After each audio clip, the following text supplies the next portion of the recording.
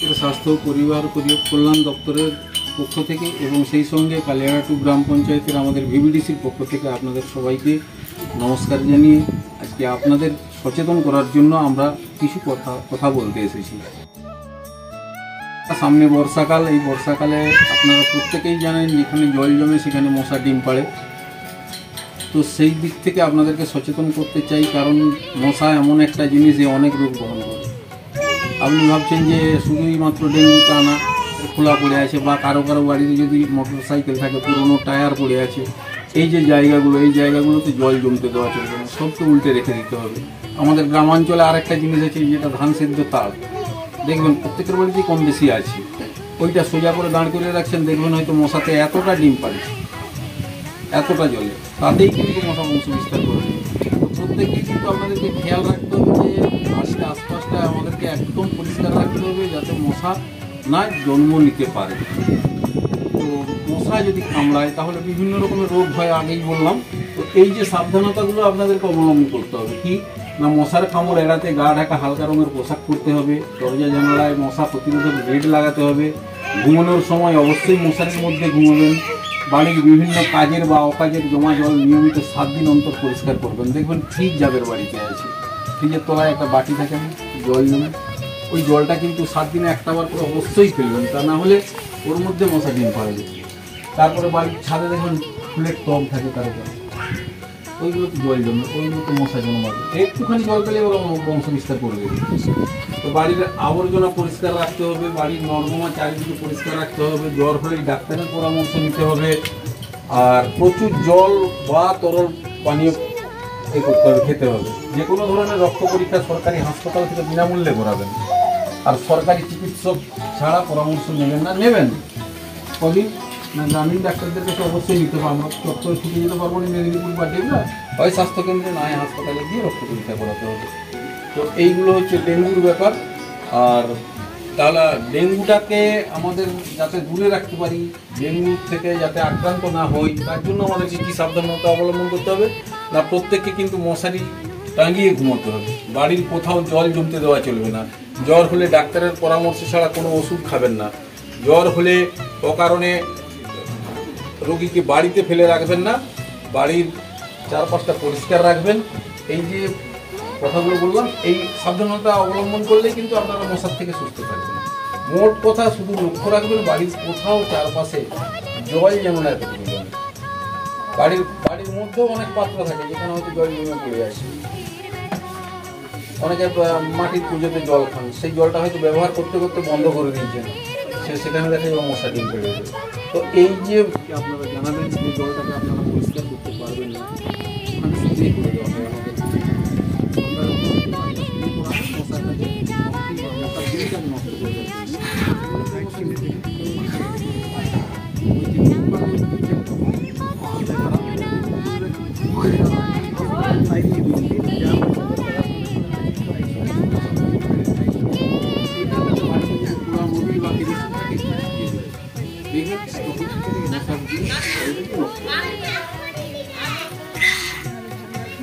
Dengue বিষয়ে আপনাদেরকে একটু সচেতন করে দিলাম। সবাই সাবধান থাকবেন, বাড়ির বাচ্চাদের বিশেষ করে আপনারাও শুদ্ধ এই বর্ষাকালটা পুরো শরীর ঢাকা পোশাক করবেন, প্রয়োজনে গায়ে নারকেল তেল লাগিয়ে রাখবেন, দেখুন মশা অতটা ক্ষতি করতে পারবে।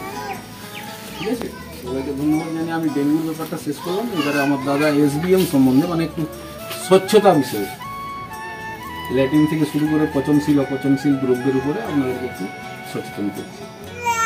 আমি অজয় কুমার দাস, আমি আপনাদের অঞ্চলের বা আমার অঞ্চলের ছেলে। আপনাদের সঙ্গে এসেছি আপনাদের গ্রাম সম্পর্কে কিছু জানতে। আপনারা বলবেন তো গ্রাম সম্পর্কে?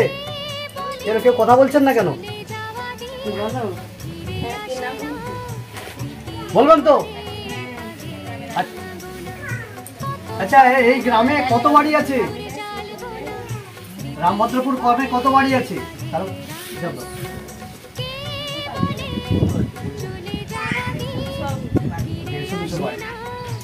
আচ্ছা, 150-200 বাড়িতে রোজগার কি, মানে ইনকাম কিস থেকে হয়? চাষবাস না আদার কিছু আছে? ব্যবসা বাণিজ্য?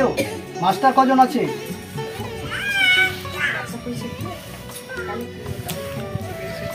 তো যাই হোক, আমরা একটা মোটামুটি আপনারা বাড়ির মেয়ের হয়তো অনেকটা জানেন না, তবুও বলি যে আপনার পার ফ্যামিলিতে যদি মাস্টারমশাই না থাকে, চাষবাস যদি হয়, তাহলে 5-6 হাজার টাকা একটা মান্থলি ইনকাম হয়। এটা একটা বুঝি। যদি 165, আমি তর্কের খাতিরে ধরে নিই, যদি 170টা বাড়ি হয়, তাহলে 6,000 টাকা করে হলে 170টা বাড়িতে কত ইনকাম হবে পার মাস? করছেন 10,20,000।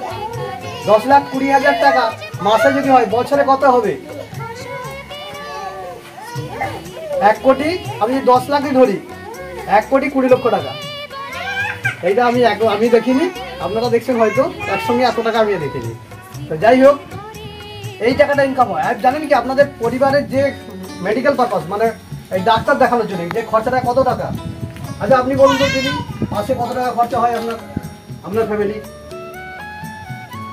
2,000, 1,000? আচ্ছা, কে আছে যার বাড়ি আছে?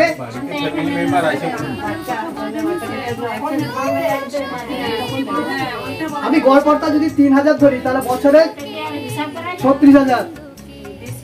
বেশি বলুন, কম নয়। আমি ওই খাতে গেল, সবার সমান নয়।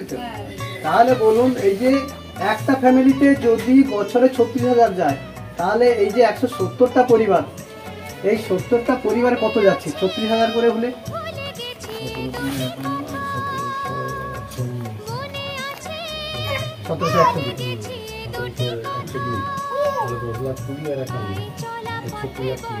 61,20,000 টাকা। তাহলে বছরে ভাবুন আর কত, কি বিশাল পরিমাণ টাকা বেরিয়ে যাবে। কি থেকে হয়? এই যে রোগটা আসছে কোথা থেকে? 1 নম্বর হচ্ছে, আমি প্লাস্টিক আমাদের জীবনের সঙ্গে ওতপ্রোতভাবে জড়িত। সকালবেলা ঘুম থেকে উঠলে মাথায় চিরুনি দিচ্ছি, ব্রাশটা নিচ্ছি, ওটাও প্লাস্টিক।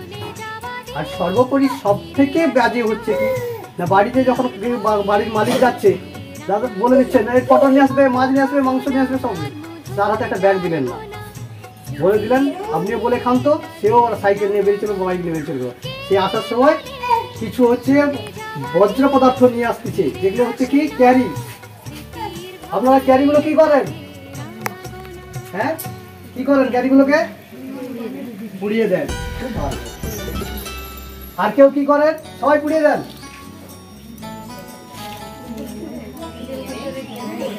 ফেলে দেয়। এখন যদি প্রত্যেক দিন একটু একটু করে ফেলে রাখেন, তাহলে একটা ধ্বংস, মানে বিরাট বড় একটা স্তূপের আকার হয়ে যাবে। আর পুড়িয়ে দেওয়ার কথাটা বলছি, পুড়াবেন না। পুড়ালে কি হয়? আমি এইটুকু বলছি যে পুড়ালে একটা দারুণ ক্ষতি হয়, মারাত্মক ক্ষতি হয়। এই বাচ্চাটা নিয়ে রান্না করছেন, ভয় নেই, ও না কাঁপবে না, ও ভয় করবে না। এই বাচ্চাটা নিয়ে রান্না করছেন, প্লাস্টিক পুরালে একটা ক্যারি উৎপন্ন, ক্যারি থেকে একটা ধোঁয়া বের হয়, দেখেছেন? কালো ধোঁয়া। ওই গ্যাসটা হচ্ছে খুব মারাত্মক বিষ। ক্যান্সারের জীবাণু ব্যবহার করে, ফুসফুসে কষ্ট হতে পারে, স্কিন ডিজিজ হতে পারে। এবং ছোট বাচ্চাটা নিয়ে রান্না করছেন, ভগবান না করুক, ওই যে ও নিচ্ছে না, আপনার তো কিছু নয়, ও আগামী প্রজন্মের বন্ধাত্মকরণ হয়ে যাবে, ছেলে মেয়ের বাবা হতে পারবে না। এইটা থেকে বলছি প্লাস্টিক ক্যারেট পুরাবেন না। দরকার হলে বস্তায় ভরে রাখুন, মাছ মাংসের ক্যারিগুলো একটু শুকনা করে ধুয়ে শুকনা করে বস্তায় ভরে রাখুন। দরকার হলে আপনি গিয়ে একটু দূরে মুকসুদপুর বাজারে ক্যারেজ আছে, ক্যারেজে ফেলে দিন, বা এই তো ক্যারেজ আছে, এখানে গিয়ে ফেলে দিন। এবারে তো পঞ্চায়েত বুঝবে কী করবে না করবে, অঞ্চল বুঝবে। আপনারা সেফ থাকুন, পরিবেশ। এটা মানে এনভায়রনমেন্টকে তো বলা হয়েছে যে যা কিছু আবর্জনা এখানে ফেলে দিয়ে চলে যাবে। কি হবে? এই যে ক্যারিগুলো রয়েছে, ক্যারিগুলো জল থাকবে, মশা মাছি সব হবে। আর তাতে আস্তে আস্তে কি হবে, এই যে বিভিন্ন ধরনের রোগ যেগুলো হচ্ছে, তার জন্য আপনার একটা পয়সা খরচা হবে। যদি আগামী দিনে আপনি সুস্থ রাখতে চান, পরিবেশ সুস্থ রাখতে চান, তাহলে কিন্তু ক্যারি ব্যবহার বন্ধ করুন। ক্যারিটা বিশেষ করে, প্লাস্টিকগুলো ব্যবহার হয়, এগুলো তো বিক্রি হয়। প্লাস্টিক আছে ধরুন ডাবু, প্লাস্টিকের বালতি, ভাঙা বালতি, চেয়ার, এগুলো কি করেন? বিক্রি করেন। তো একটা ইনকাম হয়, তাহলে ওগুলো মজ করে রাখতে হবে, এক জায়গাতে রাখতে হবে। আর একটা জিনিস এই যে দাদা বলে গেলেন একটু আগে, এই যে অপ্রয়োজনীয় পাত্র, আমরা কি করি? এই দই খেলাম, 20 টাকা একদম ছুঁড়ে দিলাম, প্লাস্টিক খুঁড়ি ছুড়ে দেয়। তো চা খেলাম, কাপটা ছিটে দিলাম, কি লাভ হয়? লাভ কিছু হয় না, ওটা উল্টে রইলো, জল হলো। মশা কিন্তু খুব সুবিধা রোগী, যেখানে একটু জল থাকবে সেখানে মশা যাবে, আর মশা মাছি ওই জল থেকে ডিম পারবে, আস্তে আস্তে বংশবিস্তার করবে। তো এই হচ্ছে আমাদের সেই জন্য আমরা বারবার আপনাদেরকে অনুরোধ করছি যে ক্যারিটা কম ব্যবহার করুন। বাড়ির মালিক যখনই মার্কেটে যাবে, যে কোনো একটা লাইলেনের ব্যাগ হোক বা এমনি কাপড়ের ব্যাগ হোক, তাতে কী হবে? অনেকটা ওই রোগগুলো নিয়ে আসবে কম।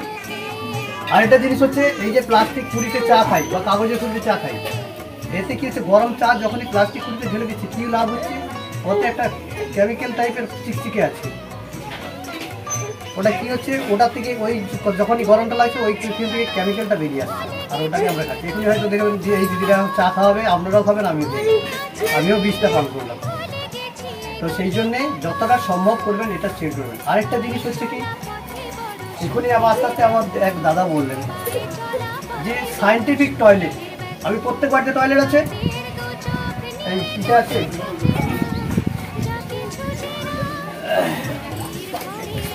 আমরা বলি সরকারকে বলি আমাকে টয়লেট দিন 900 টাকা দিলাম, কেউ অনেক জায়গাতে বলছে যে আমি পাইনি, ওটা তো প্রজেক্টটা ছিল এখন নেই না, এখন ওই প্রজেক্টটাও রয়েছে, এখন আপাতত নিজের পয়সায় করতে হবে। এখন ওটা তো একটা ব্যাপার আছে, আপনাকে আগে তৈরি করতে হবে, তারপরে টাকাটা তারপরে হাফটা হলে ছবি তুলে জিওটাইং করে পাঠাতে হবে, পাঠালে তারপরে আবার আপনাকে এটা হতো নি, ওই যে অনেকেই করেনি, মানে অনেকেই কন্ট্রাক্টর করে ছেড়ে দিয়েছিল, সেক্ষেত্রে মারটা হচ্ছে টাকা, সেই ক্ষেত্রে ওইগুলো হয়।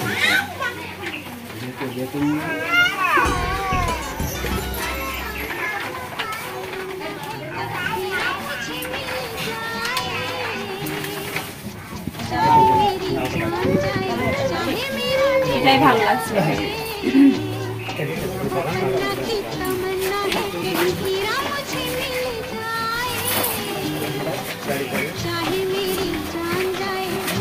বাড়ির মালিকের খুব কম পয়সায় হবে এটা টয়লেটটা, 4 ফুট ডিপ হবে, মানে যদি আমি 1 ফুটের করে যদি চেম্বার নেই তাহলে 4টে চেম্বার হলে হয়ে যাচ্ছে।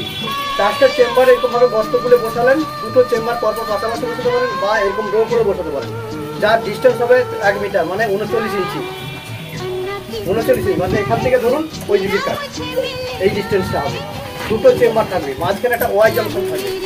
এইটা হচ্ছে মূল ভূমিকা। ঠিক আছে, যে কোনো রাজমিস্ত্রি একটা সিমেন্টের একটা চৌকা টাইপের করলেন, আমি যখন এইটাকে তারপর চেম্বার হয়েছে, বাড়ি হয়েছে, নিচের দেওয়াল দিয়ে একটা জিনিস সাথে বাড়িটা করতে পারি। এখানে প্যান সাইডের বসিয়েছি, এখান থেকে পাইপ দিয়ে এখানে এসছে, এখান থেকে একটা পাইপ এখানে গেছে, এখান থেকে একটা পাইপ দিচ্ছে। আমি যদি বাড়ির ইচ্ছা করি এখান থেকে এইরকম ঠিক এর থেকে 1 মিটার দূরে এখানেও আমি ইচ্ছা করতে পারি, যে এই জায়গার সমস্যা থাকে লম্বালম্বিভাবে করতে পারি। তখন ওয়াই জাংশনটা এইরকম জায়গায় থাকবেন, তখন এইরকম জায়গায় থাকবে, এটা একটা যাবে এইরকম সোজা হয়ে এগিয়ে। এর ফাংশনটা কি? এর ফাংশনটা খুব ভালো। যদি 5-6 জনের ফ্যামিলি হয়, যদি এই 2টো চেম্বার করে, এই চেম্বার রিংয়ের মাঝখানে ফুটো রাখতে হবে, রিংগুলো মাঝে 1 ইঞ্চি বা 2 ইঞ্চি করে একটু ফুটো রাখতে হবে, ফুটো রাখলে জলটা শুকিয়ে হয়ে যাবে। যখনই আপনি টয়লেট করছেন একটা চেম্বার এখানে বন্ধ থাকবে, এই যে ওয়াই জাংশন দেখাচ্ছি না, ওয়াই টাইপের এটা দেখাচ্ছি, এই যে এটা বন্ধ থাকবে, এদিকটা খোলা থাকবে, একসঙ্গে 2টো চেম্বার ব্যবহার করা যাবে। এই চেম্বারে যখন ভর্তি হয়ে যাবে তখন এই পাশটা ঘেরে আবার এই পাশটা চালু হবে। 1.5 থেকে 2 বছর এটা যদি এমনি না ব্যবহার করা হয় কি হয়ে যাবে, এদের যত মল থাকবে সব কালো হয়ে যাবে, কালো হয়ে অর্ধেক হয়তো যেখানে মানে রস কম জায়গা হয়তো খুব রোদ দেয়, সেখানে সেই ওটা শুকনা হয়ে যাবে, শুকনা হয়ে কালো হয়ে যাবে। ওইটা হচ্ছে জৈব সার, যেটাকে আমরা সোনা সার বলছি। 200 টাকা কিলো বিক্রি হচ্ছে মার্কেটে। আপনি ভাবছেন যে আমার পায়খানা, তখন ওটা পায়খানা নয়, ওটা জৈব সার। আপনি বাড়ির গাছ যে কোনো চারা গাছে করা দিতে পারেন, সবজি চাষ দিতে পারেন। আপনি জানেন না উন্নত দেশগুলোতে সব এরকম ব্যবহার করছে, আমরা হাসছি। আচ্ছা দিদি একটা কথা বলি, আমি একটু আগে বলছিলাম কেউ বাইরে টয়লেট করে না তো? না না না না, এটা সে কেউ আর করে বাইরে করলে কি হবে, এই যে একটা মাছি উঠতেছিল না, মাছিটা দেখে বলছে যে মাছি উঠছে, ও ওখানে বসলো, এসে করে আমার খাবারে আপনার খাবারে বসলো, কি করি মাছে করে এরকম করে হাত দিয়ে ও যে সে কারো পায়খানাতে বসে আসছে, তার পায়খানাটা আমিও খাচ্ছি আপনারাও খাচ্ছি। আমরা বলতে বলি গু বলি, খুব কথা বসায়, সেটা আমিও খাচ্ছি আপনারাও খাচ্ছি, এটা হয়। তাহলে কি হবে, এইটা হচ্ছে এই যদি হয় এটা খুব কম পয়সায় হবে। একটা অ্যান্ড্রয়েড ফোন কিনতে কত 10 থেকে 12,000 টাকা, এটাই হয়ে যাবে এই টয়লেটটা। 4টে যদি 250 টাকা করে হলে চেম্বার, যদি 250 টাকা করে হয় চেম্বারগুলো যদি হয়, তাহলে 4টে হচ্ছে কত 1000 টাকা, এদিকে 1000 টাকা, 2000 টাকা। যে খুলবে খুব বেশি হলে, আমি বলি খুব বেশি হলে তাহলে ধরতে পারেন 150 করে হলে 600, 1200 টাকা। এই পাইপটা আছে, এই পাইপটা আছে প্যান সাইপের যেমন নেবেন, আর ইট দিয়ে একটা 5 ইঞ্চি জাল করে দিলে খুব বেশি 10 থেকে 12,000 টাকা এটা হবে।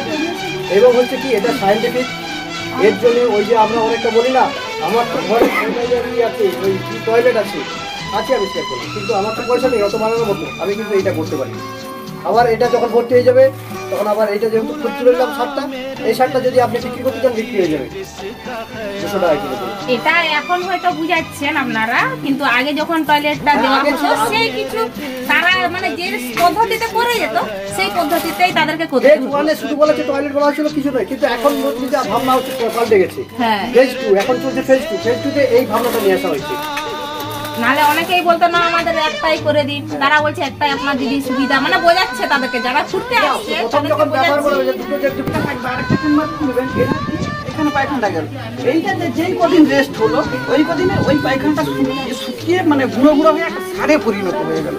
ওই সারটা কি হয় আপনারা তখন কোদাল দিয়ে নিজেরাই তুলে দিতে পারবেন, হ্যাঁ কোনো গ্যাসও পাবেন না কিছু, ওইখানে যে ওই টাকাটা আপনাদেরকে বেয়ার করতে হবে ওটাও বেঁচে গেল আপনাদের। আর এটা বলি এই গর্তটা মিনিমাম 4 ফুটের বেশি হবে না, 4 ফুটের বেশি গর্ত করে গেলে আমরা যে জলগুলো পান করি সেই লেয়ারে চলে যাবে। আর এইগুলো ফুটো রাখতে বলছি কেন না, ওই যে মাটি যাতে জলটা শোষ হয়ে যাবে। আর যদি ওয়াই জংশন একটু ভালো করে করেন তাহলে খুব কম জলে এগুলো ব্যবহার করা যাবে, তাহলে এটা ভর্তি হতে সময় লাগবে। আর এটা 4 ফুট করলে সুবিধা অসুবিধা, আপনি নিচে থেকে দাঁড়িয়ে আপনি এটা মাটিতে মাল দিতে পারেন, সে 7টা তুলে দেবেন 7টা। আর যাই হোক এটা বুঝতে পেরেছেন তো, বাড়িতে যদি করতে থাকে এই কথা বলে বলুন, যদি একটা কারো চেম্বার থাকে আরেকটা কারো চেম্বার করুন, আর শুধু এইটা বসুন, আমাদের একটু আছে এইটা শুরু, এইটার দূরত্ব 1 মিটার রাখবেন, বেশি একটু 1 মিটারের বেশি রাখা দরকার নেই, 1 মিটার হলে গেল। আর এটা বলি আমরা একটা জিনিস বলছি যে এখন বিশেষ করে টিনেজ ম্যারেজ বিলো 18 দেখছি প্রতিটা জায়গাতে বেশি করে ছেয়ে গেছে, ওয়েস্ট বেঙ্গলে বেশি, সবার বেশি 18 বছর নিজের মেয়েদের বিয়ে হয়ে যাচ্ছে, পালিয়ে গিয়ে হোক এই এখনই বা বাড়ির মতে। আর কোথায় গেছিলেন? না এইটা রুখতে হবে, কারণ হলো কি না যদি 18 বছর নিজের মেয়েদের বিয়ে দেয় তাহলে বিয়ের ছেলে মেয়ে না প্রোগ্রামটা আর কোথায় চলছে?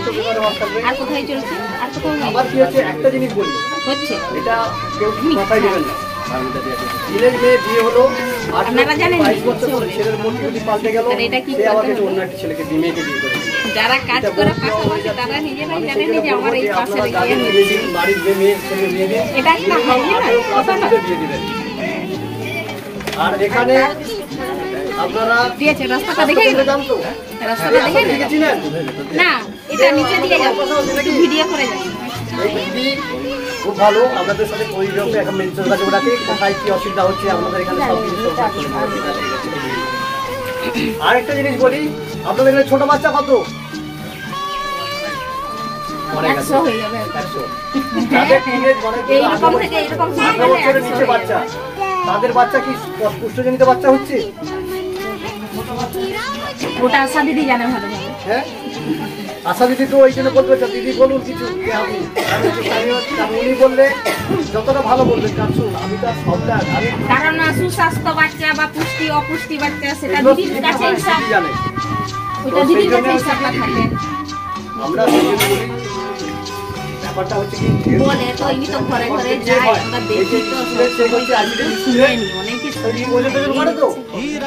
আপনারা ওইগুলো করবেন, কারণ হচ্ছে এই জিনিসের বলা আছে বাচ্চাদের পুষ্টি এবং হচ্ছে প্রেগন্যান্ট মাদার যাদের হচ্ছে ডেলিভারি মা থাকে তাদের হচ্ছে পুষ্টির জন্য ওরাই ব্যবস্থা করছে। আর এনারা কি করবেন, এনারা শুধু ওই রোগ হলে কি হচ্ছে কার কোথায় কি আছে এখন কি বেশি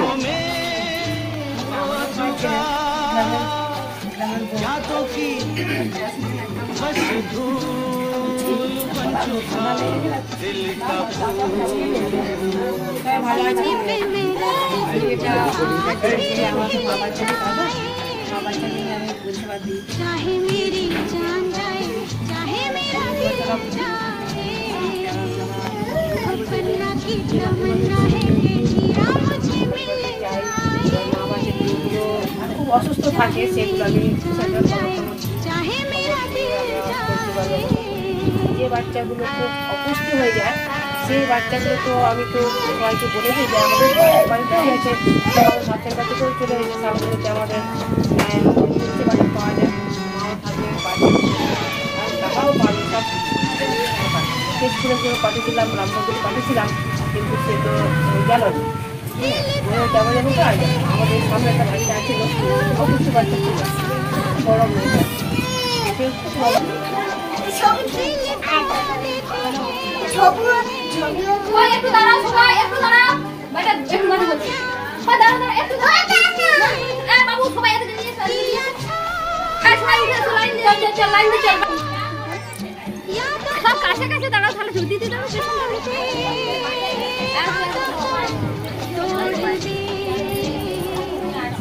अपनी जगह से कैसे पर्वत जाए चाहे मेरी जान जाए चाहे मेरा दिल जाए